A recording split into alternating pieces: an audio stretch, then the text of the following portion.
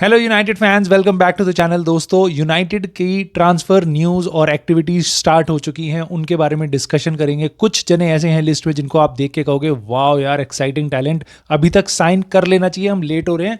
और कुछ को देख के कहोगे कि भाई इनसे तो बहुत दूर रहना, इनकी बिल्कुल ज़रूरत नहीं है हमें।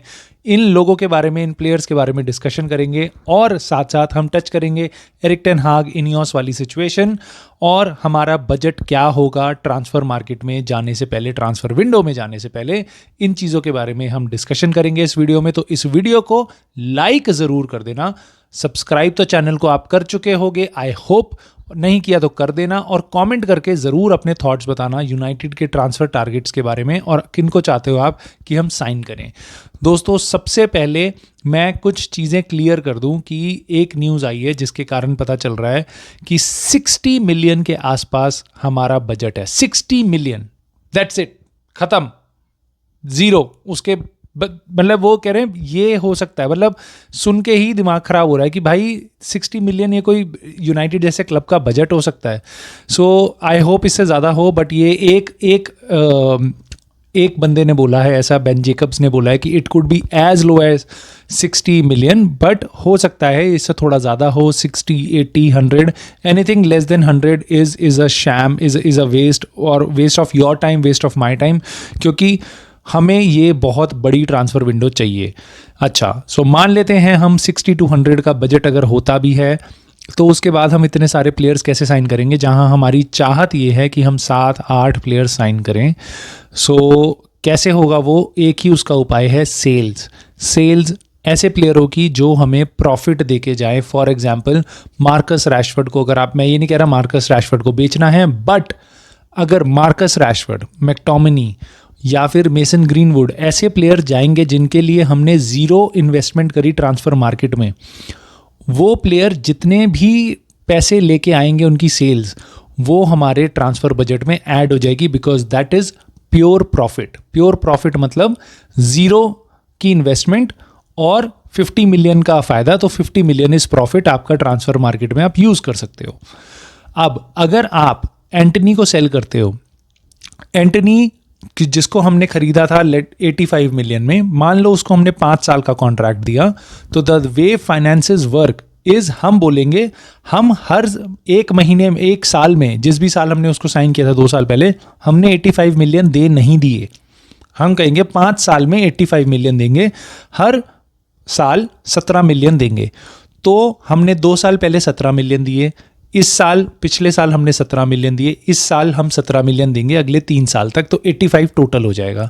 इस तरीके से फाइनेंसेस वर्क करते हैं। अगर आप एंटनी को बेचोगे 50 मिलियन में, तो आपने नेट 50 मिलियन आने के बाद भी आपका ट्रांसफ़र जो बजट होगा उसमें से 1 मिलियन कम हो जाएगा। रीज़न उसका क्या है, आप 50 मिलियन लेके आओगे उसके लिए और आप दिखाओगे कि जो भैया हमने आगे 3 साल वाले आने वाले जो पैसे थे वो हमने दे दिए। वो आपको अभी बुक करना होगा अपनी फाइनेंस की बुक्स में कि हमने अगले 3 साल की जो पेमेंट थी वो दे दी, प्लस 50 मिलियन ले लिया, तो 51 मिलियन दे दिया, 50 मिलियन ले लिया, 1 मिलियन का लॉस। आई होप आपको ये समझ आया हो। सो प्योर प्रॉफिट होना बहुत ज़रूरी है। सो ऐसे प्लेयर्स निकलने बहुत ज़रूरी हैं और ज़्यादा पैसे में, तभी हमारा ट्रांसफ़र बजट कुछ बनेगा।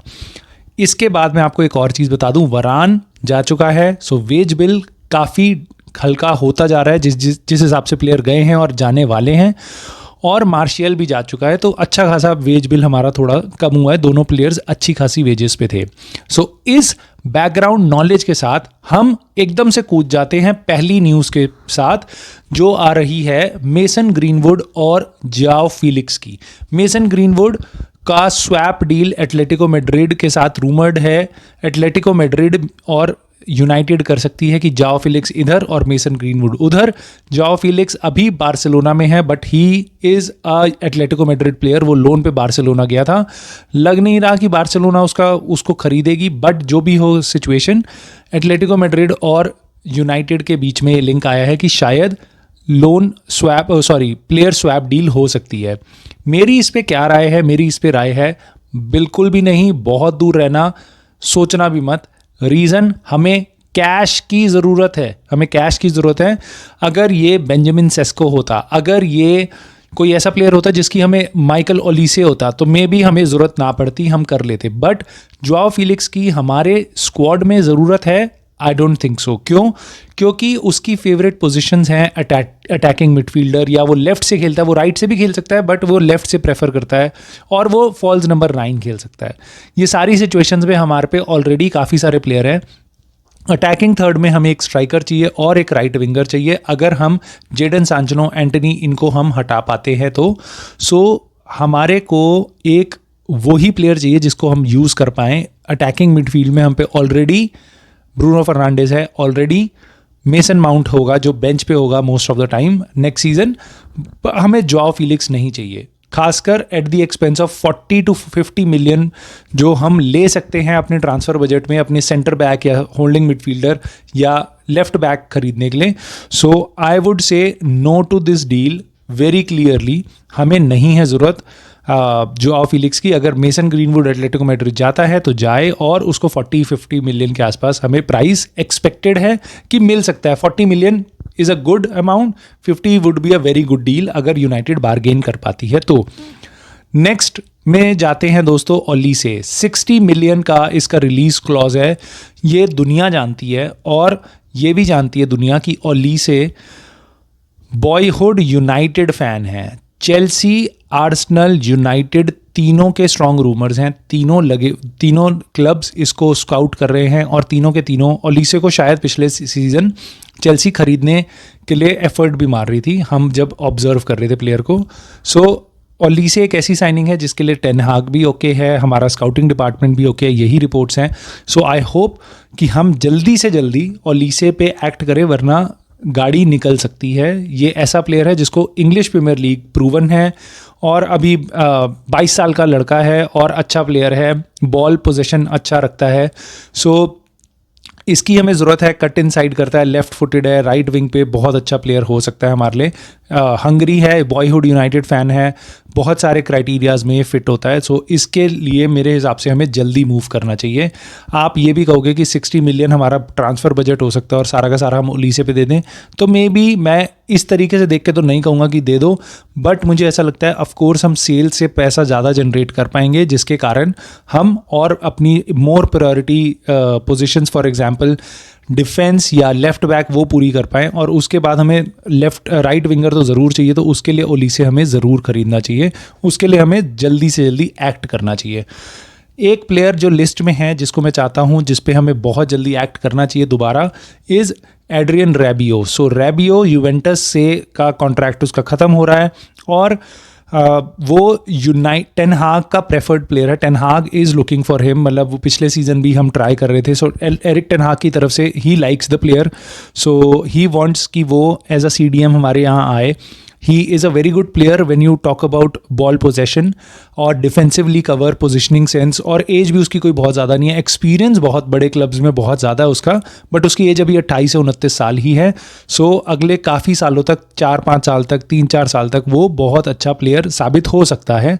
सो फ्री में आ रहा है अगर, वो बिल्कुल ले लेना चाहिए। ओनली प्रॉब्लम इज़ कि अब एक टिकिंग बॉम्ब स्टार्ट हो चुका है, क्योंकि यूवेंटस ने एलेग्री को निकाल दिया है, सैक कर दिया है, और थियागो मोटा अब नया मैनेजर उनका बनने वाला है या बन चुका है शायद। सो थियागो मोटा के साथ एड्रियन रैबियो की रिलेशनशिप बहुत अच्छी है। दोनों PSG में एक टाइम पे खेलते थे जब एड्रियन रैबियो बच्चा था, और वहाँ पे थियागो मोटा एक एक्सपीरियंस्ड प्लेयर था। तो उस टाइम से उनकी रिलेशनशिप है, एग्जिस्ट तो करती है, बट अब क्या थियागो मोटा उसको कन्विंस कर पाएगा to stay, extend his contract और may be sign a new contract with Juventus, या फिर यूनाइटेड उसको सूप कर सकती है कि भैया तू आ जा इधर, तेरे को इतने पैसे देंगे और हमारे साथ खेल। सो उसके लिए एक नया चैलेंज भी होगा। So United need to move very fast with Adrien Rabiot, वरना ये प्लेयर भी हाथ से निकल जाएगा। और ये सबसे मोर इम्पॉर्टेंटली ये फ्री है और ऐसी पोजीशन है जिसकी हमें ज़रूरत है। ऐसा प्लेयर है जो टेन हाग को भी अच्छा लगता है। सो आई थिंक ये ज़रूर हमें जल्दी यहाँ पे एक्ट करना चाहिए। लास्टली मैं आऊँगा सेंटर बैक की न्यूज़ के साथ, बट उससे पहले मैं आपको एक छोटी सी न्यूज़ दे दूं। अभी भी एरिक टेन हाग इनियोस वाली सिचुएशन में कोई भी मूवमेंट नहीं है।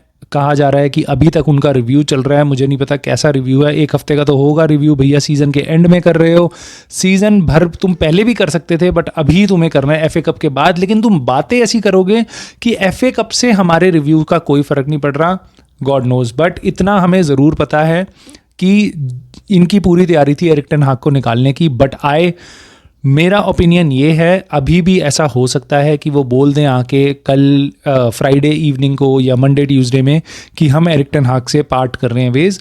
बट मोस्ट चांसेस अब इसके ही हैं कि वो एरिक टेन हाग को नहीं निकाल पाएंगे। रीज़न उसका ये है कि अब ऐसी लीक्स आने लग गई हैं कि इनियोस टीम में लीडरशिप में 1 या 2 बंदे ऐसे हैं जो एरिक टेन हाग के लिए वॉइस कर रहे हैं अपनी ओपिनियन। और कैसे कर रहे होंगे वॉइस? क्या आपको लगता है डेव ब्रेल्सफर्ड और जेसन विलकॉक्स और ब्लांक और सरजिम, ये सब लोग न्यूज़ उनको नहीं भनक होगी कि क्या चल रहा है मीडिया में और क्या फैंस कितना बोल रहे हैं कि हम एरिक टेन हाग के पीछे हैं? आपको लगता है ये उनके दिमाग में नहीं होगी? तो उनका डिसीजन चेंज हुआ होगा। अगर वो पहले इस सोच के साथ आ रहे थे कि नहीं हम डिजर्बी को या किसी और को लेके आएंगे, पोचेटिनो को लेके आएंगे या टॉमस टूकल को लेके आएंगे, और मे बी शायद कोई ये भी सोच रहा हो गैरेथ साउथगेट को ही ले आएंगे, तो अब उनका दिमाग चेंज हो रहा है, चाहे रिलेक्टेंट हो।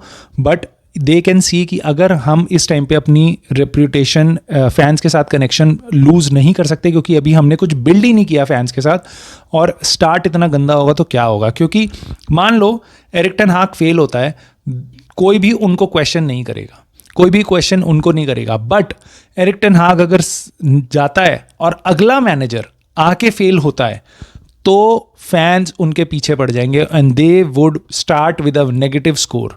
सो मेरे को नहीं लगता इस टाइम पे उनको ऐसा कोई डिसीजन लेना चाहिए जिसके कारण लॉन्ग टर्म उनको नुकसान हो फैंस के अगेंस्ट, और चलती चलाई गाड़ी को चेंज करने का कोई मतलब सेंस बनता नहीं है। तो I think Erik ten Hag is gonna stay, but let us see, wait and watch, कोई भी रिजल्ट इस चीज़ का हो सकता है। दोस्तों अब आगे बढ़ते हैं और हमारा लास्ट बिट इस वीडियो का, सेंटर बैक। सेंटर बैक एक ऐसी मार्केट है इस टाइम जो जहां सबसे ज़्यादा और सबसे एक्साइटिंग ऑप्शंस है। मतलब इस टाइम पे मैं आपको बता रहा हूँ यूनाइटेड 7, 8, 9 इवन 10 सेंटर बैक से लिंक हो रही है, और मैं उसमें बोलूँगा ना 5वां 6ठा सेंटर बैक या 7वां सेंटर बैक भी टॉप से, वो भी अच्छा होगा। सो सेंटर बैक वाली मार्केट है ये। स्ट्राइकर के जैसे अकाल पड़ा हुआ है कि इक्का दुक्का स्ट्राइकर ही हैं, आप सोच भी नहीं पाओगे सेस्को के अलावा या ज़र्गज़ी।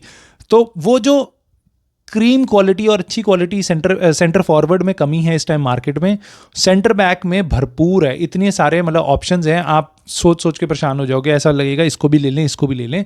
सो हम स्टार्ट करते हैं यार जेरार्ड ब्रैंथवेट से। 21 साल का लड़का है, 6 फुट 5 इंच हाइट है उसकी, बट हाइट पे नहीं जाते हैं क्योंकि हाइट हमने देखा है बहुत बड़ा फैक्टर नहीं है, बट मैं ज़रूर देखता हूँ डिफेंडर्स में हाइट कितनी है। सो इसकी हाइट भी बहुत स्ट्रांग है, खेला भी बहुत अच्छा है, एवर्टन के साथ है। बट एवर्टन बहुत ज़्यादा पैसे मांग रही है क्योंकि इंग्लिश प्लेयर है, प्रीमियर लीग प्रूवन है, अगेन पेसी है, यंग है, बहुत अच्छा है, लेफ्ट फुटेड है, मार्क दिस, लेफ्ट फुटेड है, लेफ्ट सेंटर बैक है, 75 मिलियन तक उनकी एक्सपेक्टेशन है। आई थिंक नो, हमें बिल्कुल नहीं जाना चाहिए इस ऑप्शन के साथ। रीज़न उसका ये है कि अगर हम नेगोशिएट करने जाते भी हैं तो मुझे नहीं लगता हम 60-65 से कम में उसको नेगोशिएट कर पाएंगे। इतना सारा पैसा एक सेंटर बैक के लिए देना जो हमारे को ज़्यादा फ़ायदा नहीं दे सकता। रीज़न उसका ये है कि वो टैलेंटेड तो है बट उसकी जो पोजिशनिंग है left centre back, that is where we already have a very amazing centre back, Licha Martinez. So Licha की पोजीशन पे हम एक 70-75 मिलियन का प्लेयर साइन करके करेंगे क्या? लीचा लेफ्ट फुटेड है, ये भी लेफ्ट फुटेड है। लेफ्ट फुटेड बंदे को आप राइट सेंटर बैक तो खिलाओगे नहीं, वरान की जगह, मैग्वायर की जगह तो आप खिलाओगे नहीं, वरना आपके पास दोनों लेफ्ट फुटेड सेंटर बैक हो जाएंगे और बैलेंस टीम का बिगड़ जाएगा। उतना ही बैलेंस बिगड़ेगा जितना एक राइट फुटेड सेंटर बैक को लेफ्ट सेंटर बैक की पोजीशन में, लीचा की पोजीशन में खिलाने से होता है। So left footed centre back मेरे हिसाब से हमें लेना चाहिए, बट एक ऐसा जो कवर दे मार्टिनेज को, बट उसके लिए हम इतना पैसा स्पेंड नहीं कर सकते कि वो बेंच पे बैठा हो, और ना इतना हमारे पे बजट है। हमें कतर ने नहीं खरीदा, हमें सर जिम ने रेडक्लिफ ने खरीदा है। So Branthwaite is a no just because of the budget. और उसके बाद एक और ऑप्शन है हमारे पास, टोडीबो। सो जीन क्लॉड टोडीबो, ये पहले बार्सिलोना की एकेडमी में था, अभी ये वहाँ से अभी नीस में है, 2-3 बार लोन पे गया इधर उधर और अभी नीस में है। So Nice is owned by INEOS. Sir Jim का एक और क्लब है फ्रेंच लीग में, नीस, उनके साथ है और उनकी एक्सपेक्टेशन है 35-40 मिलियन। ये बंदा 24 साल का है और प्लेयर अच्छा है, डिसेंट है। ऑफ कोर्स वो फ्रेंच लीग में खेला है, so it is a Gamble. अगर कोई आपको कहे कि आई नो कि भैया टोडीपो बहुत अच्छा प्लेयर है, वो आके रूल करेगा प्रीमियर लीग और बहुत अमेजिंग होगा, ही और शी इज़ फ्लूकिंग। कोई किसी को कोई आइडिया नहीं है कि फ्रेंच लीग में एक यंग डिफेंडर अभी कैसा कर रहा है और आने के बाद इंग्लिश प्रीमियर लीग में कैसा उसका पहला सीज़न होगा या लॉन्ग टर्म में कैसा होगा, वो no one knows until we actually see them play. So it is a gamble, it is a gamble for us, क्योंकि हमने इतना ज़्यादा ऑब्जर्व नहीं किया होता प्लेयर को। स्काउटिंग डिपार्टमेंट वगैरह उनको काफ़ी डीपली और देखता है कि हर प्लेयर हर अवे मैचेस में, होम मैचेस में, और जब टीम 10 मैन डाउन होती है तब कैसा है, और जब फॉर्मेशन चेंज होती है तब कैसा है, कैसी फॉर्मेशन में कैसा खेल रहा है, कैसे अटैक के अगेंस्ट कैसा खेल रहा है, पेस क्या है, हाई लाइन पे कैसा खेलता है, कॉर्नर्स पे कैसा है, पासिंग कैसी है, और बहुत बहुत ज़्यादा डिटेल में पर्सनालिटी कैसी है, ऐसे वो देखते हैं। सो हम बस नाम जानते हैं कि हाँ ये प्लेयर की फ़ोटो देखी है, नाम जानते हैं। टू बी ऑनेस्ट मैंने उसको खेलते हुए नहीं देखा, जो मैं अपना ओपिनियन आपको बताऊं। अगर मैंने देखा होता तो ज़रूर मैं आपको बताता। जैसे ब्रेंटवेट को मैंने थोड़ा बहुत देखा है, तो I think he is a very good centre back. Of course height भी उसकी अच्छी है, स्पीड भी उसकी अच्छी है, और प्रीमियर लीग का यंग डिफेंडर है, तो he can go, but again at that price is a gamble. So similarly Todibo को मैंने काफ़ी कम देखा है, तो मैं आपको ये बोलूँगा कि I don't know, but I think जो रूमर्स हैं अभी तक 35-40 मिलियन के लिए, it's a good signing. Right footed centre back है, तो राइट पोजीशन में आएगा, ये वरान की रिप्लेसमेंट हो सकता है। सो टोडीबो इज़ अगेन वन। चेल्सी भी रूमर्ड है कि वो भी टोडीबो के लिए जाएगी, बट जहाँ तक मुझे लगता है Todibo is something that we should not rush as such. हमें रेबियो और ओलिसे को ज़्यादा प्रायोरिटाइज़ करना चाहिए। टोडीबो बाद में भी आ सकता है, क्योंकि वो यूरो नहीं खेल रहा, पहली चीज़ फ्रेंच स्क्वाड में नहीं है। सो हमारे पे टाइम होगा उससे नेगोशिएट करने का और उसको लाने का, बाद में भी हम उसको ला सकते हैं।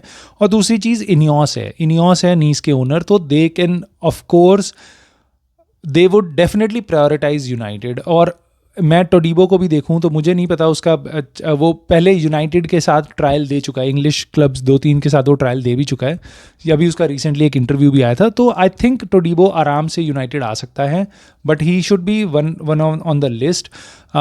एक बंदा जो और है लिस्ट में वो है टोसिन। सो टोसिन है फुलहम का बंदा, 27-28 साल का मेरे ख्याल से, और मैन सिटी की एकेडमी से आया है, और फुलहम में काफ़ी सही डिफेंडर है, काफ़ी बड़ा फ्रेम है, स्पीडी है, और बॉल पोजीशन भी उसका ठीक है। सो फुलहम से उसका कॉन्ट्रैक्ट ख़त्म हो चुका है, he is a free agent.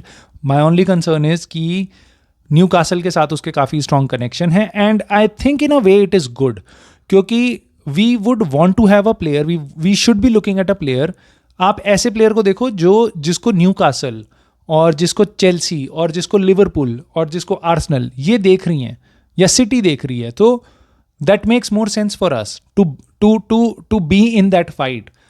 ऐसा प्लेयर मत, मतलब I would be worried, it would be, ये बहुत सही लगेगा देखने में कि यार एक ये ऐसा प्लेयर है जिसको बस हम देख रहे हैं, कोई कंपटीशन नहीं है, बट उसके साथ साथ वरी आएगी कि कंपटीशन है क्यों नहीं, ऐसा क्या है जो चेल्सी न्यूकासल सब कोई नहीं देख रहे हैं, हम देख रहे हैं। फॉर एग्जाम्पल टॉमस ट्यूकल, कोई चेल्सी ने नहीं देखा उसको, चेल्सी जब फैंस उसको लाइक करते हैं, उसको बारसा ने नहीं देखा, उसको बायर्न म्यूनिख हटा रही है, हम क्यों टॉमस ट्यूकल को देख रहे हैं, मतलब लिवरपूल ने नहीं देखा, हम क्यों देख रहे हैं, आई डोंट नो। सो वहाँ पे कंसर्न शुरू होता है। तो टोसिन को काफ़ी और क्लब्स भी इंटरेस्टेड हैं, मे बी वो फ्री है और अच्छा डिफेंडर है इसलिए। सो आई थिंक अगर वो हमारी लिस्ट में हो तो वो भी एक ऐसा प्लेयर है जिसके लिए हमें एक्ट करना चाहिए। अब नाउ यू वुड से कि हम कितने सारे डिफेंडर्स साइन करेंगे, तो मेरे हिसाब से हमें कम से कम 2 डिफेंडर साइन करने चाहिए। रीज़न उसका ये है कि इस सीज़न हमारे पे 5 डिफेंडर थे, मैं विली कमवाला को अभी काउंट नहीं कर रहा हूँ। सो जो सीनियर प्लेयर्स थे हमारे वो थे लीचा मार्टिनेज जो रुकेगा, उसके बाद वरान जा चुका है तो एक पोजीशन खाली हो गई, उसके बाद जॉनी एवंस, शायद चांसेस ये हैं कि वो उसका कॉन्ट्रैक्ट हम एक्सटेंड ना करें, 2 पोजीशंस खाली हो गई। अब 2 प्लेयर गए, 1 प्लेयर बचा वहाँ पे, लीचा। अब उसके बाद हैरी मैग्वायर और लिंडलॉफ। हैरी मैग्वायर और लिंडलॉफ में से एक का सेल होना बहुत ज़रूरी है हमारे फंड्स जनरेट करने के लिए, और अगर उनमें से एक जाता है तो now we will have, let us say हम हैरी मैग्वायर चला जाता है, तो then we will have Lindelof and Licha Martinez as 2 centre backs. तो देन वी नीड एटलीस्ट 2, एक जो लेफ्ट पे कवर करे, एक जो राइट पे कवर करे। सो टोडीबो, टोसिन दोनों राइट सेंटर बैक वाले प्रेफर्ड चॉइसेस हैं। एक left centre back is again a question, हम किसको लाएं वहाँ पे। बट राइट के लिए अब यूनाइटेड को इस टाइम पे ये डिस्कशंस करनी होगी कि हम एक्चुअल में किसको चुन रहे हैं। क्या हम फ्री में टोसिन को लें, या हम टोडीबो को लें, या किसी और एंटोनियो सिल्वा को लें, या किसी और प्लेयर को लें। सो जो भी आपका टारगेट हो, you should be moving now. Top 1-2 targets इस लिस्ट में से लेके इस टाइम पे हमें वो डिस्कशन करनी चाहिए, rather than reviewing the manager who we know is doing a great job. So let's wait क्या होता है। But I think centre back market is very interesting. आप मुझे अपनी राय ज़रूर बताना, यूनाइटेड की क्या अप्रोच होनी चाहिए। मैं आपसे मिलता हूं दोस्तों नेक्स्ट वीडियो में, और तब तक के लिए go United and keep your fingers crossed, क्योंकि अभी तक रिजल्ट नहीं आया एरिक टेन हाग का। और दोस्तों अगर सही लगी हो वीडियो तो लाइक कर देना, चैनल को सब्सक्राइब कर देना। I will see you all soon in the very next video.